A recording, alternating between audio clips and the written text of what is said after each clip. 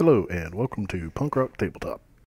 In preparation for an upcoming Dungeons & Dragons campaign, of which I will be a player character for the first time in my Dungeons & Dragons career, I believe that tonight I'm going to show you how to, at least one of the many ways to roll up starting stats for a Dungeons & Dragons character.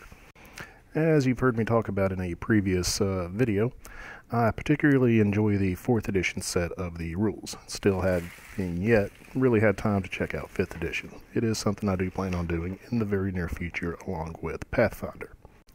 But that's for the future, this is for tonight. The first decision I've made when it comes to my character is that I will play the Wizard class. You might ask if there's any particular advantage to playing a Wizard. No, not really. I just want to be a wizard, therefore I'm going to play a freaking boss wizard. If you'd like a little bit of the gameplay mechanics behind it, wizards fulfill one of the control slots to the party. Control being the characters of the party that sort of control the battlefield and deal damage across multiple enemies, as opposed to supporting your team as a healer or anything like that, or being a frontline fighter or a distance long-range fighter that deals great, single target damage. That's not really what I'm looking to do. I want to control my opponents, and I want to hurl fireballs and whatever I can at them to kill as many of them as quickly as possible. The next step that I need to take in this creation is figuring out a race. And it should be no surprise to anybody what race I'm particularly feeling like playing in this upcoming campaign. And now for the meat and potatoes of this particular little instructional video for you, is rolling up the basic stat or ability scores. In 4th edition there are 6 ability scores: Strength, Constitution, Dexterity, Intelligence, Wisdom, and Charisma. Much like real life, you are not given the ability to choose what you're particularly good at. In 4th edition, you roll 6-sided dice and figure out your base ability scores from there, an average score being a 10. This is accomplished by rolling 4 6-sided die. In our group, we allow any ones that roll up the first time to be re-rolled.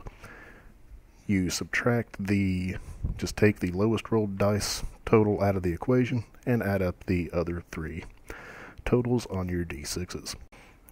Verbally, it sounds a little convoluted, but to actually do it, it's pretty simple. I'll go ahead and do all the rolls and math right quick and be back in quite literally to you half a second. Alright, now as you can see here, these are quite literally, I'm showing my work here. My math teachers in high school would be proud. On the lefternmost side of what I kind of loosely have as columns are the raw d6 rolls. As you can see, if there was a 1 in any of that grouping, I did a re-roll of that particular 1. For example, there on the first line, I rolled a 5, 3, 3, and 1. I re-rolled that 1, 1, that's always convoluted to say, and got a 3, giving me a 5, 3, 3, and 3. Eliminating one of the random last 3s, since you eliminate the lowest dice total, I get a 5, 3, and 3. Add them up, totaling 11, and further on down.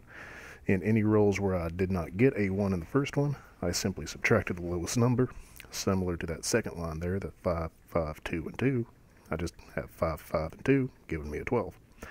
If the second roll of a 1 produced another 1, I just had to accept that as a fact of life.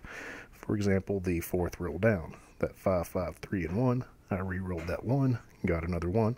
Oh well. Use the 5, 5, and 3 to come up with 13. Now, overall, these stats don't really mean much in and of themselves. They've not been assigned yet, they've not been modified yet, really don't know what to do with them just yet.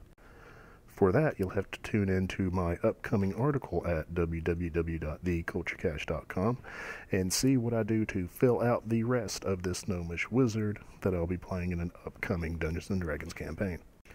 Until then, feel free to browse www.theculturecache.com and our various sections covering all aspects of the culture that matters to you.